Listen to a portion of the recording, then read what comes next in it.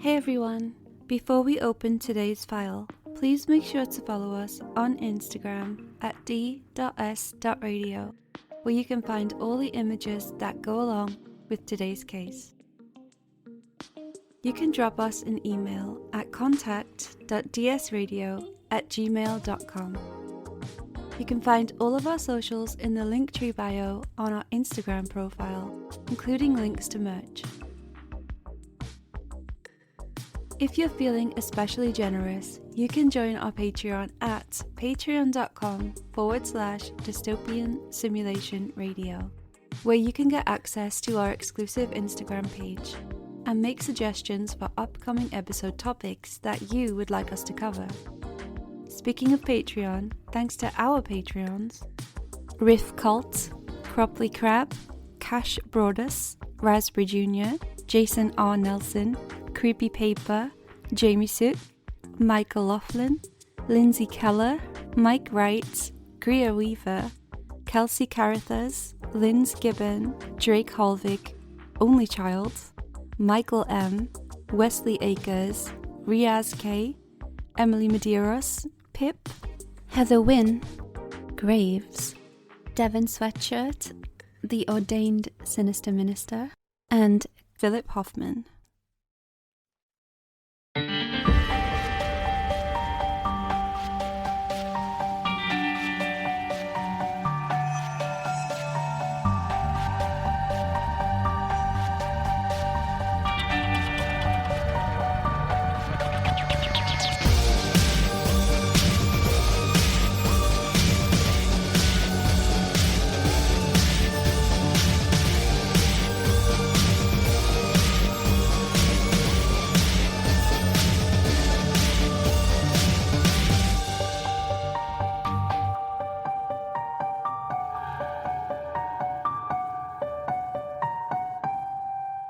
Hi everyone, and welcome to Dystopian Simulation Radio. I'm your host, Linz. And I'm your other host, Chris.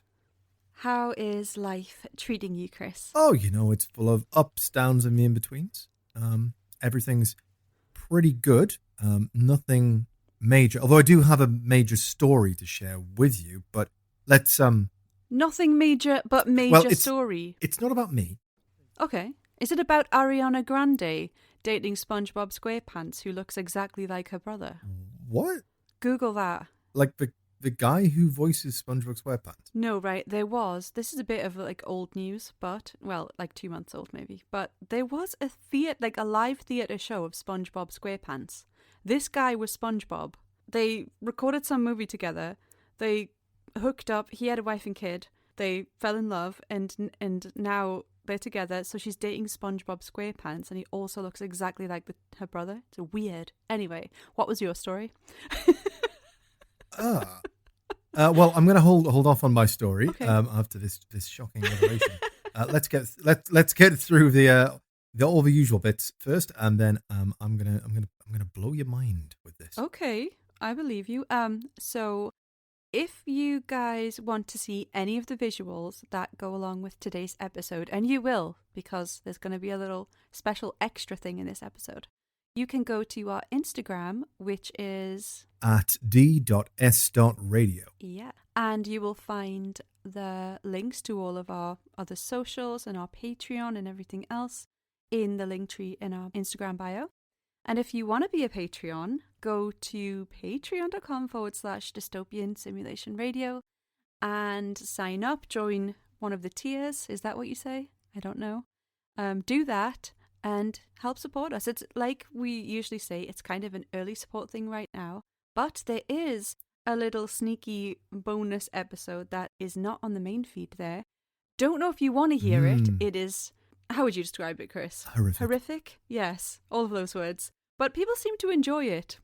So that's waiting there, and we'll probably do something else this month as well. Yep. Maybe related to this episode, actually. Well, there's definitely more content on the way.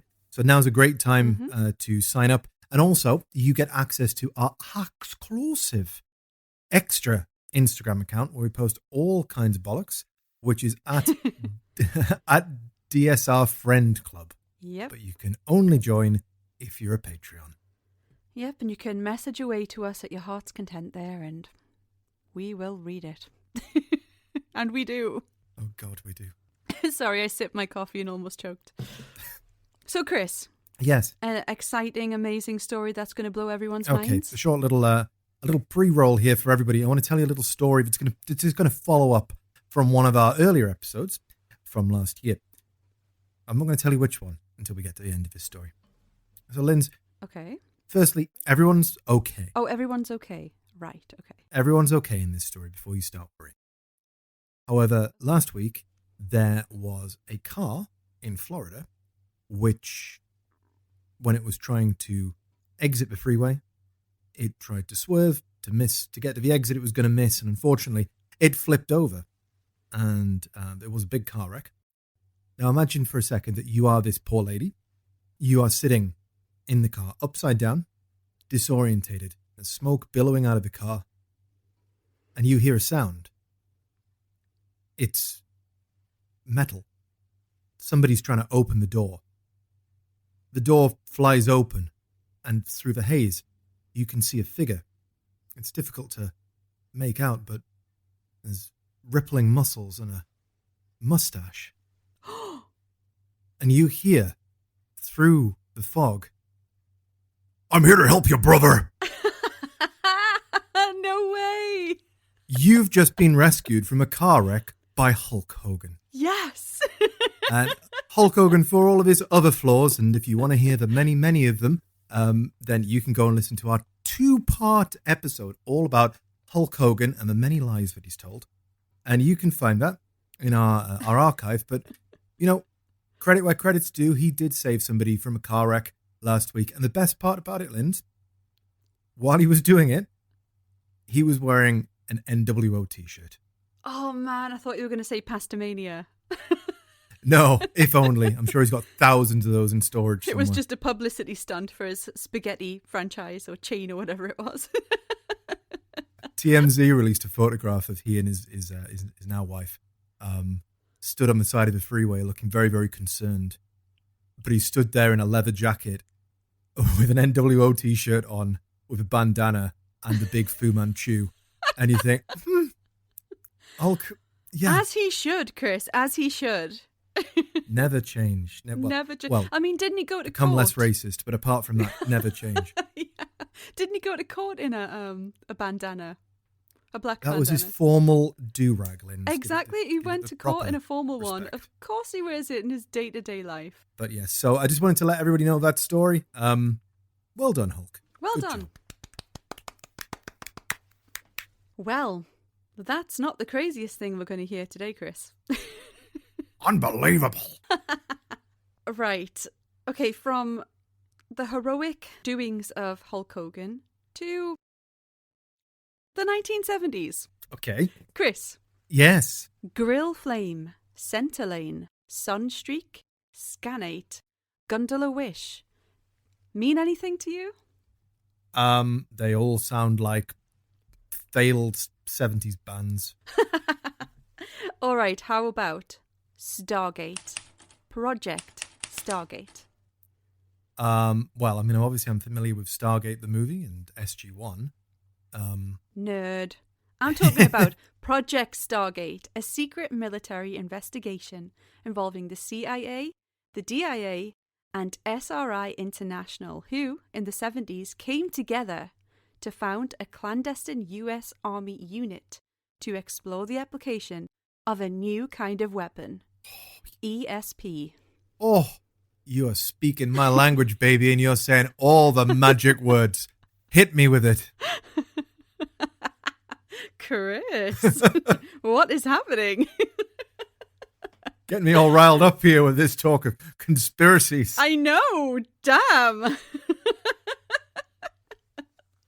The Defense Intelligence Agency, which is a branch of the US Department of Defense, needs no introduction. But here's a brief summary of the SRI Institute, just so we know who we're dealing with here today, Chris. So, the SRI, or Stanford Research Institute, is an American non-profit scientific research institute that was established in the mid-40s by Stanford University trustees. The institute separated from Stanford University in 1970 and started going by its new cool name, SRI International. So government agencies would sponsor SRI to do research for them around this time, but SRI had their wangs in a few pies. I think that's the saying. And they did various other things like selling products, licensing technologies, and taking on research and development projects from commercial businesses as well as private foundations. Some little facts here for you, Chris. SRI International are responsible for Siri. Oh, okay. They actually developed the assistant and sold it to Apple. They helped Walt Disney pick out the ideal location for his first Disneyland park. They were the first company to present the computer mouse. Oh. They were also the first company to shorten previously lengthy URLs to .coms. Thanks, SRI. Pre-Siri, SRI provided the US military with the IraqCom translation system that helped them translate Arabic to English during the Iraq War. The institute is still going today, and they're involved in areas such as computing, education, biomedical sciences, Earth and space systems, and so on. They're also designing AI robots. Ooh, okay.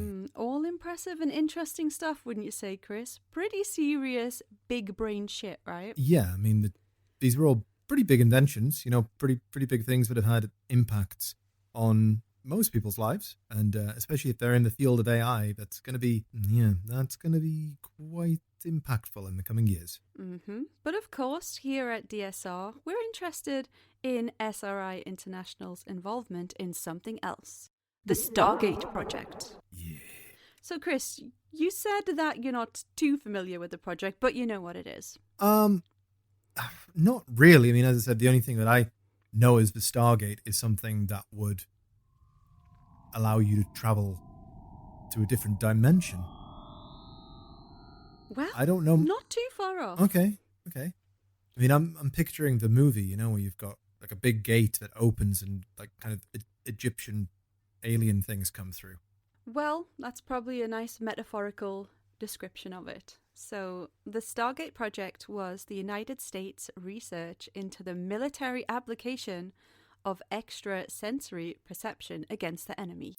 Yes, the ability to sense or quote-unquote see a hidden or distant target, place, person, or object using only the mind. Oh, so is this like telepathy or like remote viewing? It is like remote viewing, yes, exactly. Okay. It was strange times back in the 70s, not only because of all the polyester, key parties, and pet rocks, but also because the Cold War tension between the USA and the USSR had led to some strange projects. To be honest, absolutely ridiculous, heavily funded, and decades-long projects, as we saw with MKUltra. So in the 1970s, US intelligence sources had heard on the grapevine that Russia had been pumping several million rubles per year into the research of psychotronics. They believed that the Soviets had been studying out-of-body phenomena in yogis and were under the impression that they had some success with it and even produced lab-based results. Fearful of the legitimacy of the claims and the obvious beneficial application of psychic abilities in espionage, the US of A decided they would also try to harness psychical powers against the enemy. Guns, bombs, torture, and intel, pretty handy in war, but what could be more useful than weaponized remote viewing? The ability to view secret locations and see into locked boxes and the classified files of the enemy. Ooh. I mean, that would be, you'd know exactly how many elephants the enemy had right now. Exactly.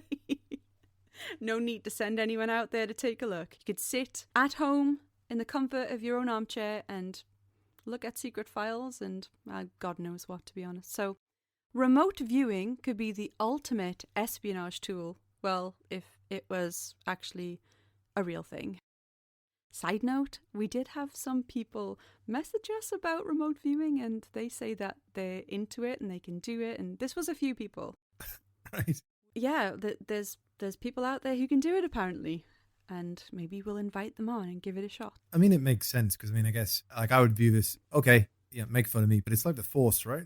Not everyone can use it, but those who are attuned to it, naturally attuned to it. Actually, Chris, it is most unlike the Force because apparently everybody has the ability to do it. They just haven't practiced. Oh, shit. It's kind of more like guitar. In the early 70s, military-funded research into remote viewing began at SRI in California. I know where that is now. The experiments were led by Russell Targ and Harold Puthoff. Targ is an American physicist who joined the Electronics and Bioengineering Laboratory at SRI in 1972. He worked at SRI for a decade before moving on to become a senior staff scientist at the Lockheed Missiles and Space Company. We have Harold Puthoff, who was an electrical engineer and parapsychologist who got into Scientology, I should say, at the tail end of the 1960s.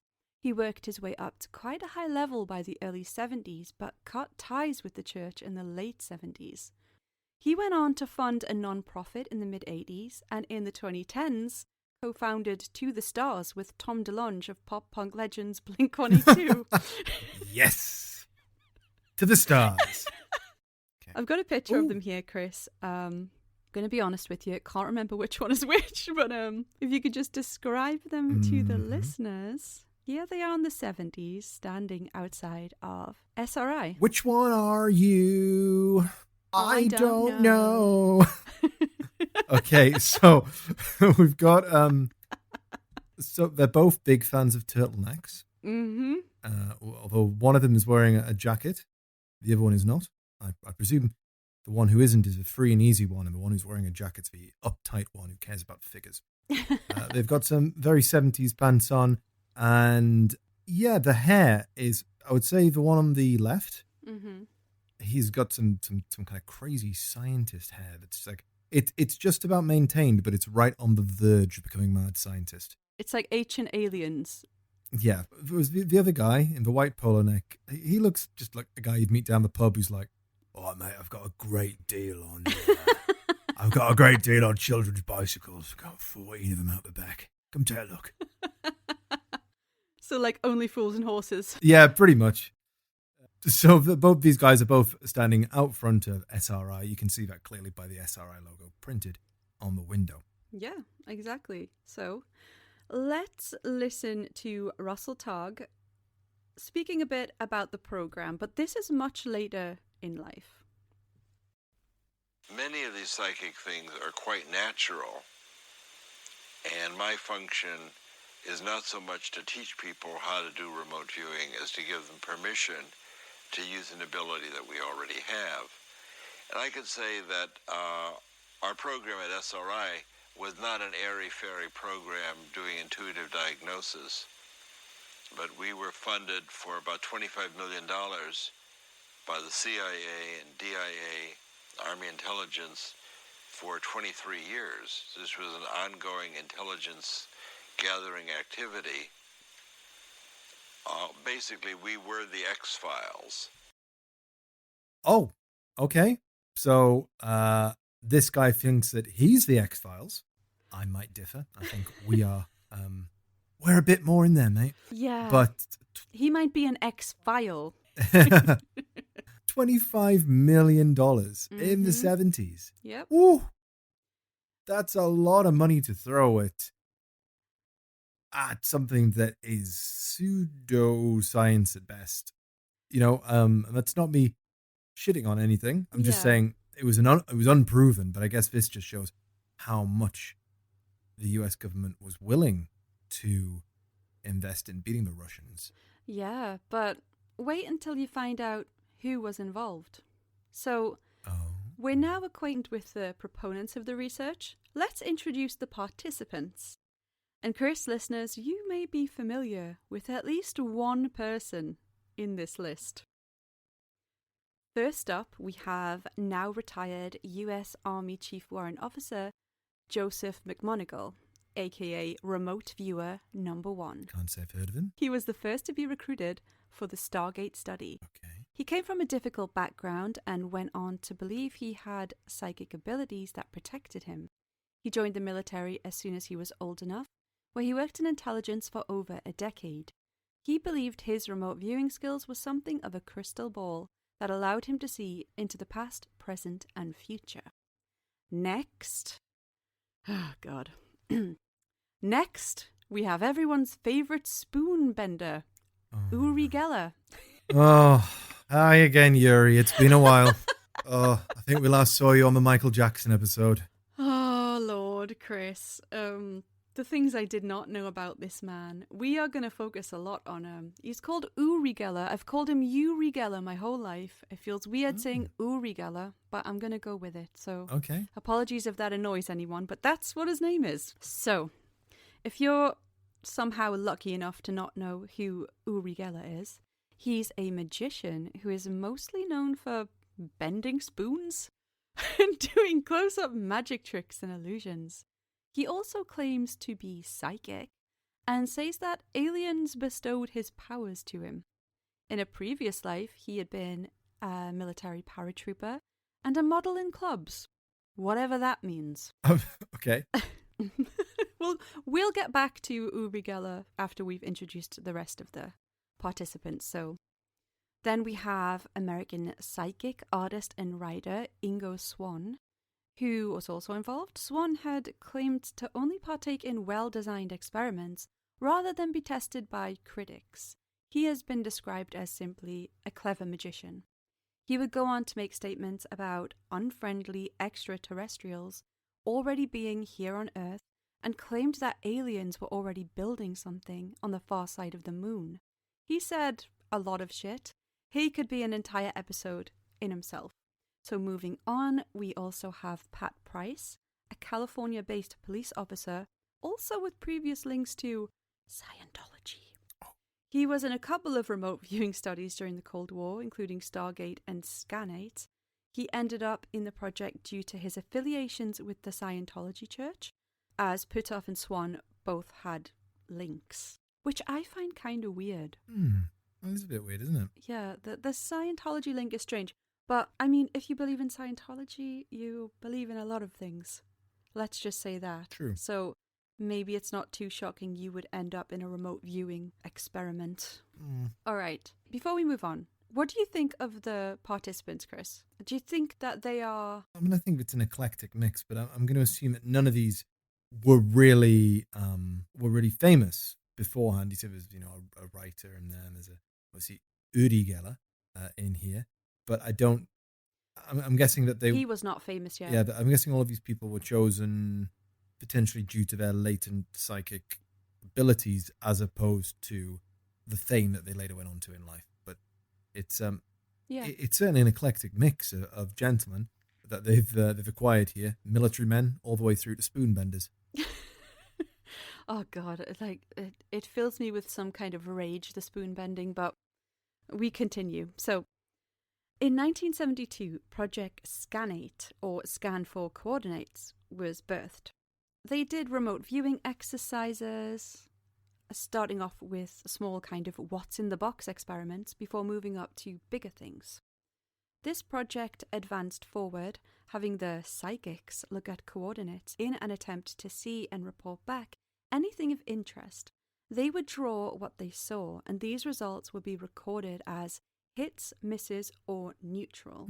Neutral to them meant the possibility of correspondence. That's what they classed it as. So let's take a look at some reports to get a feel for the nature of the research that they had, Chris. If you could just have a little scan through these documents and describe what you see to the listeners. Sure thing. Let's take a look at these documents. Okay, so I'm looking at these documents for Project Scanate. There are 16 in total, 16 pages. And as I said, we're not reading through all of this, but it seems to be, at this point, as I'm going through fairly standard stuff, we've got some training results, SWAN, which is the hits and misses that you talked about. Seems to be kind of roughly middle of the road here. We have lots of different targets that they were trying to, I suppose, view, such as the Sea of Okhotsk, which is close to where I used to live, the Soviet Union, and Australia as well. There's quite a lot of scrolls. There's one here which is just a line that says river, a thing that says town, a circle that says target, two highways intersecting, and then the wonderfully specific note, some sort of camp. There's various other ones. The next ones are a bit more detailed. They show very many elephants guarding these encampments. There seems to be, there's folders inside of cabinets that people had to view. There seems to be more of these things. I mean, this all looks fairly crackers, Linz. So do you think that it's like specific information? Does it kind of, impress you? Because we have up here, like when you said targets, so they would give coordinates and it would list like where there were Eastern Shore, Lake Victoria, Africa, for example. And that was a hit. And the response given by the participant for that was sense of speeding over water, landing on land, lake to west, high elevation.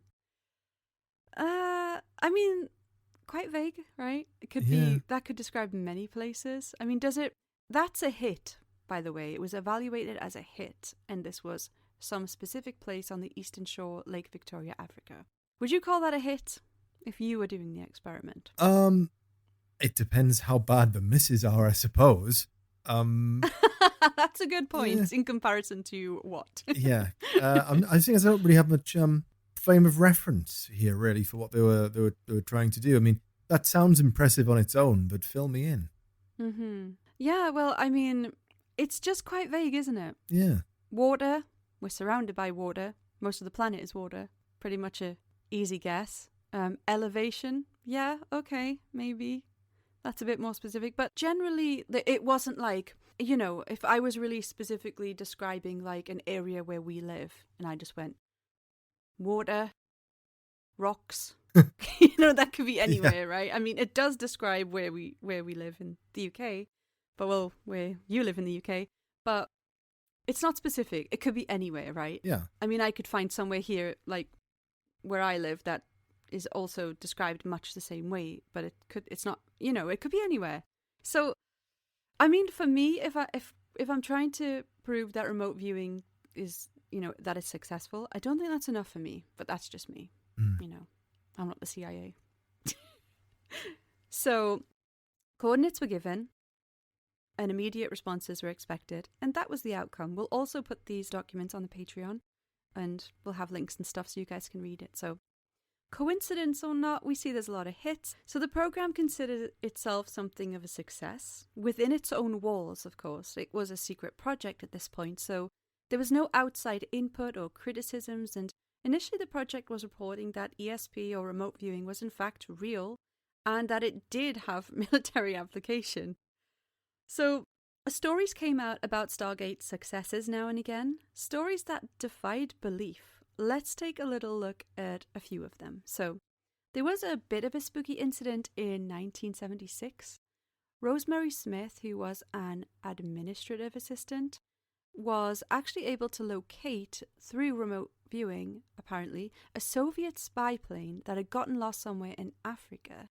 She was approached by military intelligence after traditional methods had failed and turned up nothing. So the story goes that they sat Smith in front of a map, and she pointed out within a few miles, apparently, where the plane had gone down. Smith had drawn a circle on the map, and the plane was reportedly located within that circle, 3 miles from an X she had drawn inside of it. I mean, at least that's what you'll read if you poke around on that. I mean, that's undeniably impressive. But I suppose that sounds impressive. Yeah. You've also got to bring in a luck factor and things in here as well. If it's a defined area, I mean, it's sort of like battleships in a way, isn't it? You just exactly. Yeah, sure. Let's give it a go. Yeah, that's a good analogy. The other thing that I think of as well is, I mean, you see this a lot in like true crime as well, right? Psychics, how many stories does it end up? Yeah, with a psychic, turning up and saying, I know where this is, and I can see information, and I can do this, that, the other. And, from my research on the topic previously, there seems to be debatable whether they actually can shed anything. But there have been times when that information has helped. Yeah. Whether that's for luck or whether that's real, I can't say. Yeah, well. So probably the most bizarre session happened with Joseph McMonigal on May 22nd, 1984. A sealed envelope containing a time and location was placed in front of him, and he was asked to describe, using remote viewing techniques of course, what he saw. He goes into this fantastic description of a place with an obelisk similar to the Washington Monument. He says he can see a pyramid-like structure that appears to be shelters from the elements.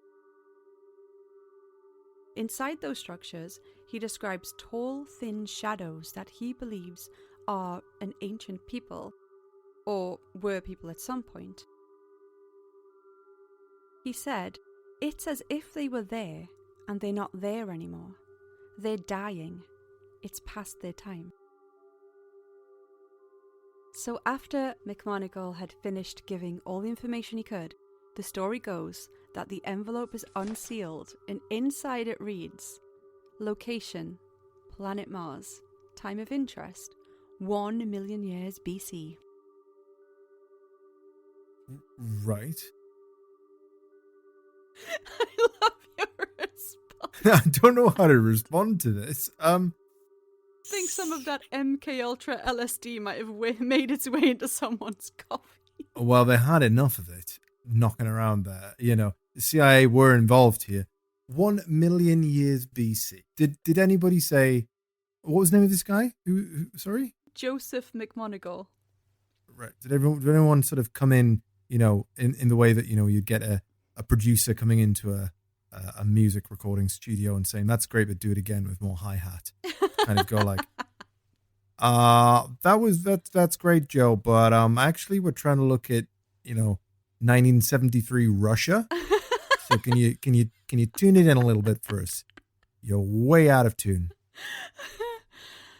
When I was searching for legitimate good examples of this working, this was what I was finding, Chris. Well, this bodes well. The plane crashed Yes. in Africa like that. That was pretty cool.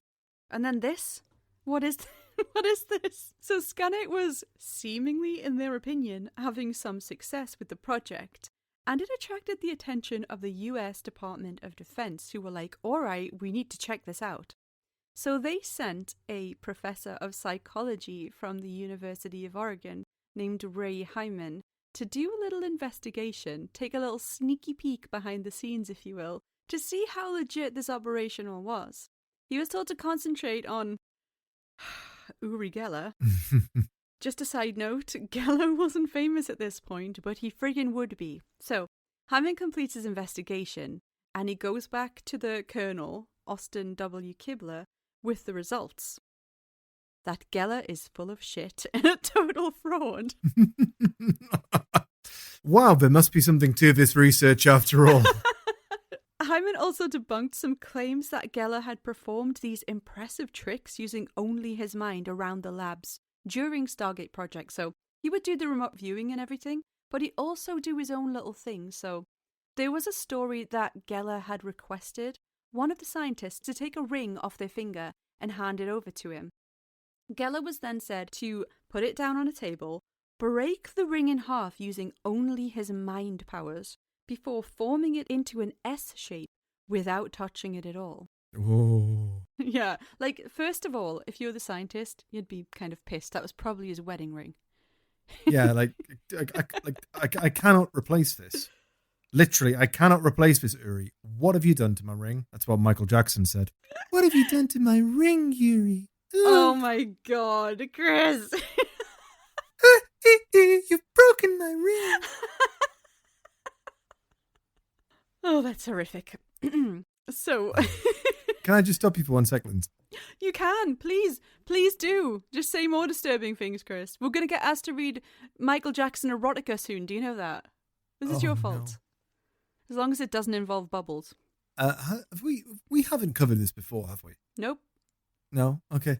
This is sounding really familiar, this. About Uri Gellar's terrible magic tricks. It's probably because you researched it for Michael Jackson and then just went down a rabbit hole. Maybe, yeah. So Hyman went around asking if anyone had actually witnessed this event, and it turned out that they had all just heard the stories, none of which could be confirmed as actually taking place by any of the scientists there. So he just made it up. It's just Uri Gellar like going into the break room and just being like, "So guys, you hear about all the cool shit I did today? Yeah, I made the Eiffel Tower disappear. Woo! Oh, anyway, what did you do, Bob? Fuck all." So Hyman questioned the scientists about Gellar's metal bending and discovered that he hadn't solely used his mind to bend any metal. He had actually only managed to perform this quote-unquote skill when touching metal objects with his hands. This is pretty funny too. The scientists would allow Gellar to leave the room with the metal objects he was challenged to bend, and he would disappear away to the toilet and return with some bent metal like, aha! Oh, man. If you've ever seen any clips of Gellar's silly spoon bending, you'll be rolling your eyes so hard right now, and I have no idea why, but the spoon bending has always frustrated me beyond belief. Ever since the first time I saw it, it's just so stupid. He does the spoon bending, he does his little tricks, right? But he is doing these remote viewing exercises, and he's nailing them sometimes, most of the time, apparently, allegedly. So how exactly did Uri Gellar guess what people had drawn on pieces of paper? Like, how is it done? Let's look to Hyman to explain it to us. Keep in mind, Chris, that these techniques were being studied as part of Stargate. Before we find out how it could be done, do you have any guesses? Well, I mean, obviously, it's going to be completely legitimate. It's going to be remote viewing, and Uri Gellar's in no way, shape, or form a fraud, sham, or a charlatan. Just for the legal record. Yeah. All right. However, let me think. Okay. So if we were going to do it, and you wanted to try and guess what I'd drawn or see what I'd drawn, however you want to approach it, how would you go about it? I would cheat. Well, I don't disbelieve that after the Christmas quiz. Oh! Perhaps you'd misspeak a few times before getting it right. Okay, Miss AI. Sorry, seriously, what would I do? I suppose if you were going to try and fake it, you would have to cheat somehow. Like, maybe you could bribe one of the scientists and see the questions beforehand, like bribing the substitute teacher at school who doesn't really give a shit. You bribed the substitute teachers. I mean, the record doesn't show, but I did. You bribed them for what? There's no benefit of the substitute teacher. Oh, ew! No. Right, I'm skipping past this. Here's the video. Let me bring out one other thing. Before we got underway with the show, Uri Gellar asked me to go into the dressing room with him and take a pad of paper and write something down, put it inside my pocket, and then he would, at a later time during the show, call for it. He didn't see it. He didn't see me doing it. He didn't look at me when I was doing it. He say you didn't look at you. What was he doing? He was sitting, well, let me explain. We went in, we sat facing one another, and he said, take out the pad of paper, and then draw something, draw a symbol, draw anything on this piece of paper. And he said, I'm not going to look at it. And so he turned away, and I think he covered his eyes. And then he said, oh, and be sure and make it large. Did I just give something away? Because he turned back to me and said, be sure to make it large enough. Right. Okay. Can I show you what I was doing? Right. Where are we? We'll show it here. I was going to write a happy face, and I got the two eyes. We can see it on the camera, on the monitor over there. The two eyes and the little head. And he turned around and he said, be sure to make it large. So I made it larger and drew the whole face. Okay? He didn't see it. I don't think he saw it. You don't think he saw it? I folded it up. Be sure. These things are important. I folded it up and put it in my pocket. Later on, he said, that thing that's in your pocket, would you take it out and show it, or would you take it out No, I guess he just said, let me think of what it is. I watched the tape. He didn't. Okay. You only brought it out of your pocket after he said. Right. So he said, let me see what I'm doing. Let me see what I'm doing. He said, I think I see this. This is the first one. No, that isn't it. And this is what he did first. And then he brought out. Then he started working on it again and brought this one. Well, I had drawn 2 figures, and he comes out with 2 figures. These are my 2, and these are his 2. Out of all the symbols in the universe, do you think that he just at random picked that and said that's what it is? And how did he know that there were 2? How do you explain that? Oh, well, first of all, he emphasized, you remember, that only you two are alone in the room as a virtue. He's good. He's learning. By the way, I first saw him in December 72 when he was at Stanford Research Institute. Spent a day with him. He has a variety of ways. My guess is what he did with you was what he's expert at.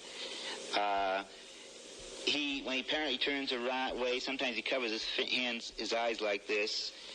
When you're drawing, he's very good. He just needs a quick glance. But he uses arm movement and pencil reading. He's excellent at it. What's that? If he gives you a pad, in fact, the reason he wants you to draw it large because your arm movement's even bigger. Okay. When I was at Stanford Research Institute, I sat beside him. And when all these tests, whenever I was able to read someone's arm movement and know what they had put on a pad, he was able to do it. When I wasn't able to do it, he wasn't able to get it either. So this is one of the things. He uses a variety of techniques, by the way. He's an opportunist, and he's always ready for a variety. This is why it's impossible to duplicate him as such, because he himself can't duplicate himself. He's always ready to do a number of things, and he always has to have a number of tests because he's always doing something at a time when you think he's doing something else. That's his major technique. Misdirection, is that right? Misdirection, yes. And he's excellent at it. He's superb. Can you... Ray, could I interject a thought here? Dick, I called the Stanford Research Institute yesterday. I told the man that I was going to be on a TV program in response to a Gellar performance, and that I had read various and sundry things, and I wanted to know what, if anything, Stanford Research had published on their Gellar findings. He mentioned one article in Nature magazine, and I said that Gellar frequently mentions about these things under test conditions, like under the bell jar, never touching it. And the man who I talked to told me, his name was Ronald Deutsch, and he said that SRI, Stanford Research Institute, has never confirmed that Gellar had psychokinetic powers. In all cases, he had to hold them by hand. He's talking about the keys and stuff that were bent. In all cases, he had to hold them by hand. Stanford Research Institute told me on the phone yesterday that they have never confirmed that Gellar had any psychokinetic powers. And Gellar goes around the country talking about all these proven things in a laboratory. He said there were 4 other places where he had done scientific research. UCLA, University of London, Birkbeck College at the University of London, and now recently Lawrence Livermore Radiation Laboratory. Are those things? Are you saying that those things are false as well? Those kinds of he has never scientific study. He brought up scientific conditions. We got distracted from this drawing thing here, but let's get back to it. But now we're on it. The scientific conditions are interesting. You notice Gellar's technique all during your show, and this is typical of him all the time. Every time I've been with him, every show I've seen of his, he always does something that's partially what he claims he's able to do better elsewhere under better conditions. When he's on TV, he always says, well, when I'm in the laboratory, I have more time, and I can get the bigger bend in it, and it's done under better controlled conditions. It's more amazing. When he's with the scientists, he says, well, when I'm in public and so on, I can do better because I have looser conditions, and it's easier for me I have more people pulling for me, and I'm not under threat of the scientific situation. The scientific conditions, let's be clear about it. The only claim at the moment, the only scientific claim at the moment of his doing anything under scientifically controlled conditions is an article in Nature that appeared last year in Nature on the Stanford Research Institute experiments, and they only claimed 2 experiments with them that they were willing to say had any resemblance of having scientific controls. None of them had anything to do with his ability to bend metal, to bend keys, to fix watches or anything else, although they spent most of their time trying to get evidence for him to doing that. And every time they were unable to get him to do it under conditions which they felt were free of trickery. They were just unable to do that. And he would never stay still or produce anything when they had the situation controlled. But they were amazed by some things that he did. Yes, so this is how Hyman explained that Gellar did this remote viewing of the things that people drew. Essentially, put his hands over his eyes and peeked through his fingers. So cheating, basically. He's Cheating.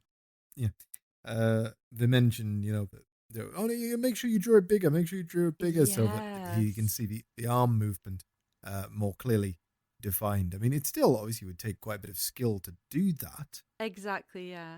This is less psychic powers and more carny grifting. Exactly. I mean, like you said, he is good at it. But like when he tried to copy the little smiley face that the host had drawn, Looked like Hitler. he didn't exactly draw a smiley face. Yeah, because it was like a Hitler emoji, unfortunately. But when are you going to add that, Apple? Chris. But yeah, so You cowards. So, I mean, he is good at it. And I like the idea. It's so simple that you wouldn't think of it when they say, oh, draw it bigger. In your mind, you're like, oh, yeah, I've got to put more energy into this so we can focus on it. In reality, he's watching your arm. So he can see you doing a big circle. He can see you drawing a square. It's kind of genius. It's simple genius. Let's put it like that. Yeah, but I mean, still, you've got to be damn good at that. Have you ever done the thing where somebody draws something on your back? Yes. And you got to try and guess what it is, and it's like, what? Is it a monkey trying to access his bank account? What? And I'm like, no, it's a pineapple, dude. Where the fuck did you get that from? But yeah, I mean, it is like, it's fun, it's skill. But Chris, remember, we are talking about military experiments for the application of ESP. Yes. This is not just like, ooh, that's a nice trick, Uri. This is like a huge-ass project. Boggles the mind. At one point, Uri Gellar was a secret weapon. I mean, he's a weapon in general, but yeah, at one point he was almost a psychic spy. Could you call him a psychic tool of the government? Let's say that. Sorry, Uri. Not that you'll ever hear this, but... Alright, so on this same talk show, Ray Hyman goes on to explain to the host that Gellar had allegedly, I'm just saying allegedly, been caught cheating during not only his spoon-bending shenanigans, but the remote viewing experiments too. Let's take a little listen of this, Chris. I spent the whole day with him, and I know some other scientists who spent quite a bit of time with him who weren't impressed with him. He's been caught cheating several occasions. Cheating how? What kind of cheating? Oh, they've caught him switching envelopes. His girlfriend Hannah Strang has confessed to the Israeli weekly Halom Hazeh that she helped sitting in the audiences with him, coding him. She and her brother Shippy Strang, who's always with him, coding information to him from for his shows. Coding information. Sending signals to him about one of the things he does on his show is he has people write on a blackboard. His back is to the blackboard, but he's facing the audience. They sit in the audience and code to him, signal him by hand signals, what was written on a blackboard. Okay, so he's sneaking a peek at the information. Mm-hmm. So this is obviously a very well-guarded scientific study that the CIA and the various other organizations are doing here. Good tight ship there, boys. Mm-hmm. And then in his live shows, which is always the mark of a real psychic, is that he's getting someone else to mime the words to him.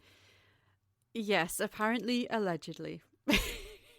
Which I don't know, I just think it's so hilarious because, like, it's gone too far, hasn't it? He probably thought, I'll make a bit of money, it'll be good, I might get a bit of fame, and then there he is, like, with the CIA, and he's going on his television things, and he's like, oh, shit. He's got, like, 3 tricks. One of them's bending spoons that he pre-bent. So... After hearing Hyman's conclusions, the government pulled their funding of Scanate, and instead of giving up on the project, Tog and Putov did the rounds on TV and whatnot, having Gellar showcase his quote-unquote powers in the hope that someone would privately fund the project. Gellar went on a bunch of shows, and he usually did quite well, at least the first time around. He could guess what people were drawing, he could bend some spoons, fix some watches and whatnot, but after his positive appearances, skeptics began to come out and challenge his legitimacy, and they began to suggest to the entertainment companies that were going to have him on their shows that they had a more controlled environment for him. So here's an example of Gellar going on a show and totally eating shit. This is from Carson in 1973, and this really shows how Gellar's so-called psychic powers look when he is not in control of the props, as in he can't bring his own and he's not allowed to touch anything. So this is the final nail in his coffin here before we proceed on. With this character assassination of Uri Gellar that you're performing here. Many have done it before me, Chris, don't worry. Right, let's have a look-see. So he's on the Carson Daily Show. Yep. Nice to see you. Thanks. We have only met. This scares me. This scares you? Well, we just got some things together here. And I told them to provide their own props and not to let Gellar or his people anywhere near them. Also, one of our staff members did some drawings which have been sealed in an envelope, and I'd like you to take your own pace when you feel like you want to try anything. Right. Do you want to try that particular experiment first? When I'll feel free. Okay? Okay? Sure. We'll start eliminating the ones that do not have the water. All right, without touching them. He is really suspicious, you know. I'm having a hard time with you. Look, I don't mean to be, Uri. I really don't. Just keep looking.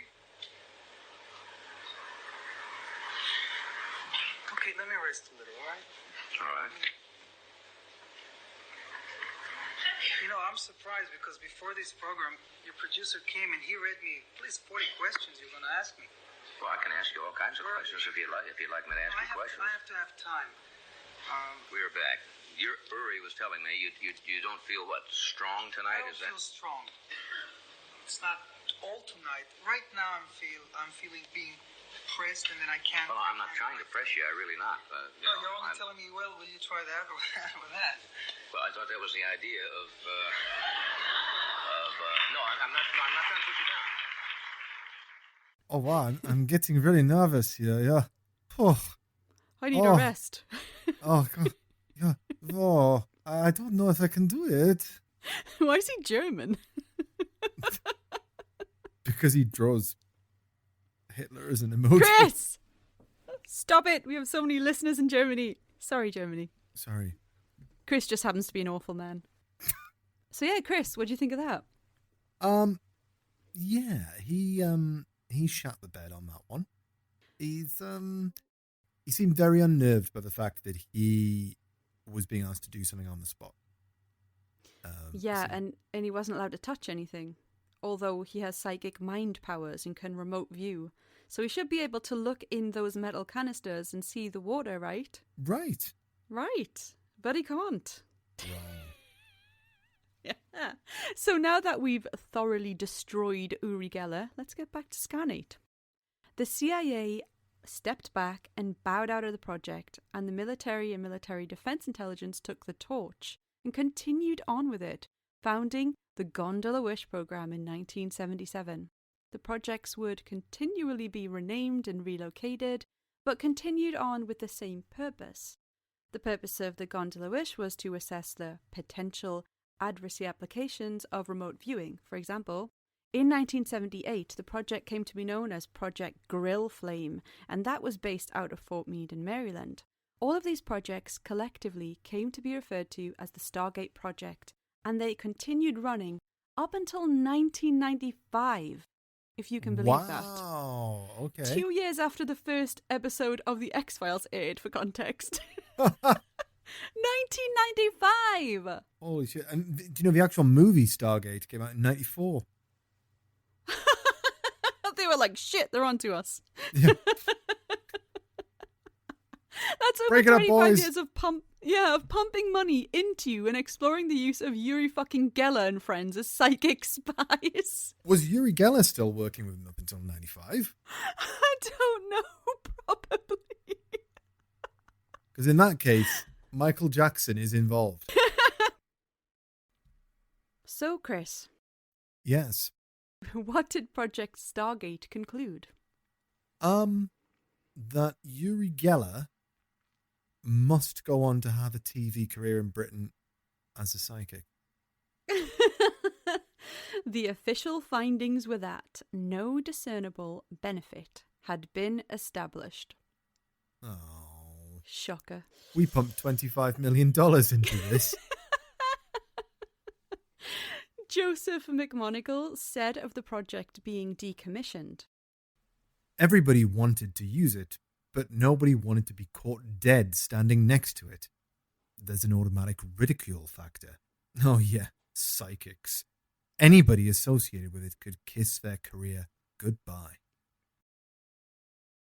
Before we wrap up this episode, you may remember that I told you to bring a pen and a piece of paper.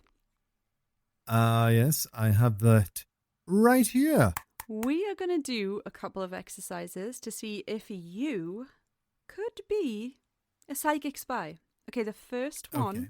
if you're ready, I want you to sit, relax, focus, harness Okay. that psychic energy. I have an object here. I'm about to pick it up and I'm going to concentrate on it super hard, okay? Okay. Right. Stop. No joking around. I'm holding something.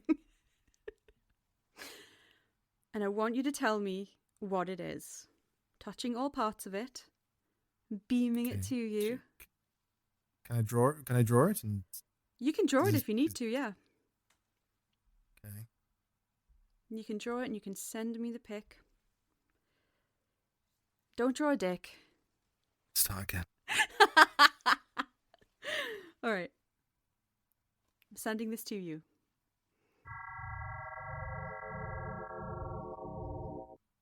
Okay, I'm only getting an incomplete picture here. Okay. Do you want to send it to me? I'll send to you what I've got here. So this is what I closed my mind. No, I You didn't. closed I your closed mind. my eyes. That's the opposite of what you meant to do. I opened my eyes, Uh-huh. and this lens, what I saw. Oh my God, Chris! What? That is not as far away as you might think. No. I'm going to So take a picture of what I'm holding. Oh my God! Hold on. Like, you're gonna... that is creepy. 1 second. This is so funny. I'm genuinely excited. I think you could be Uri Gellar. Yeah. Hold on. Get me a spoon. Oh man, I'm trying to take a picture of it next to your drawing. All right. Here we go. Okay.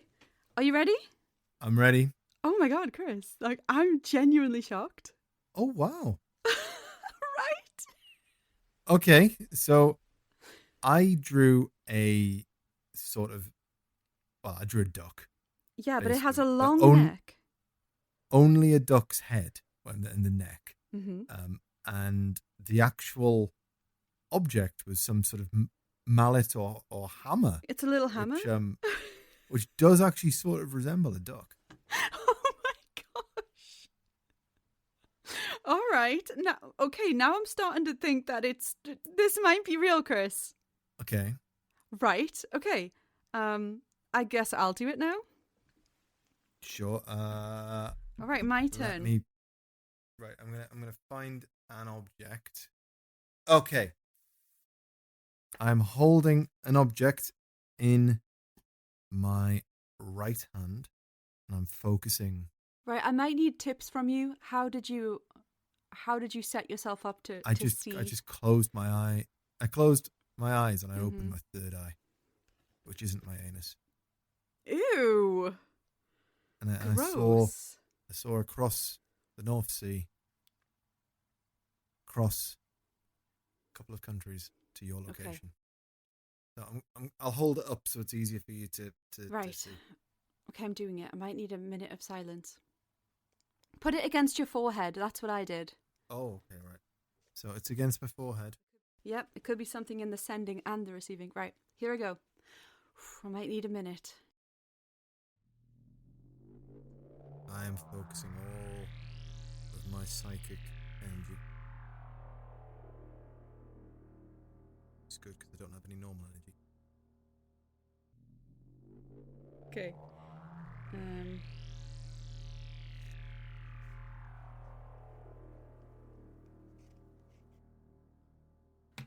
I don't think this is it, probably, but something did come to me, Chris. Okay, so Linz, you have drawn a van. I think I drew Postman Pat's You've drawn Postman Pat's. post office van. I'm sorry. Damn it! I'm sorry, but this is what I was actually holding. Second one was Pikachu, but I went with the van.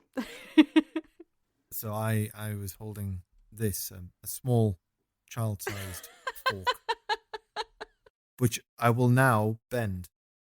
Oh! Ooh.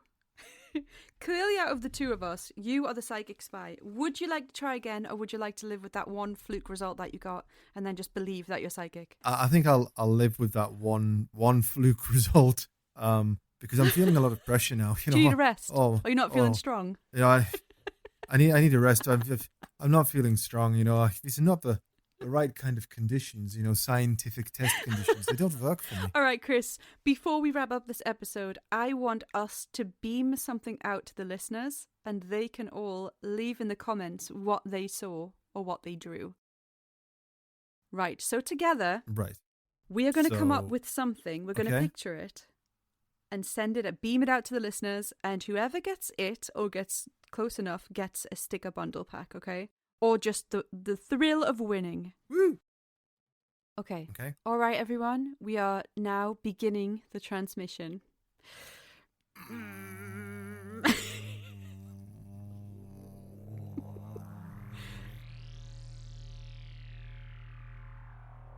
That's all you're getting, folks. Whoever gets it might be a psychic spy and also have like 4 more stickers in their life. Everyone needs more stickers in their life. Why the hell not? If you've been fist fighting for a pink Stanley Cup, you've got something to put on them now. All right, well, that was Project Stargate and the assassination of Uri Gellar. Thanks for listening, Chris. You're very welcome. Thank you very much. Uri, always good to see you. I looked up Uri a moment ago just to see what he's been up to recently. Still bending spoons, I bet. He's still bending spoons. And the latest on him is here. So, self-proclaimed psychic Mr. Uri Gellar bought an island off North Berwick in East Lothian, Scotland, in 2009. Of course he did. And he now says it is, quote-unquote, worse than Alcatraz. Since purchasing the island, he's turned it into a micronation. It now has a flag, a constitution, and an anthem. You are shitting me. There's a picture of him here pointing to the island. It seems to be a rather small island there, and he's spent one night on it. Very small island called the Lamb. Road trip to invade Uri Gellar's island? Put that on the list? Yes, it is a nation in itself, being a micronation.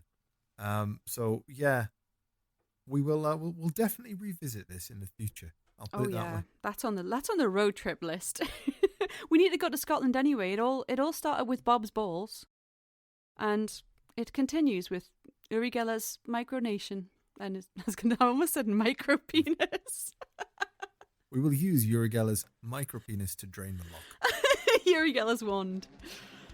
Oh God.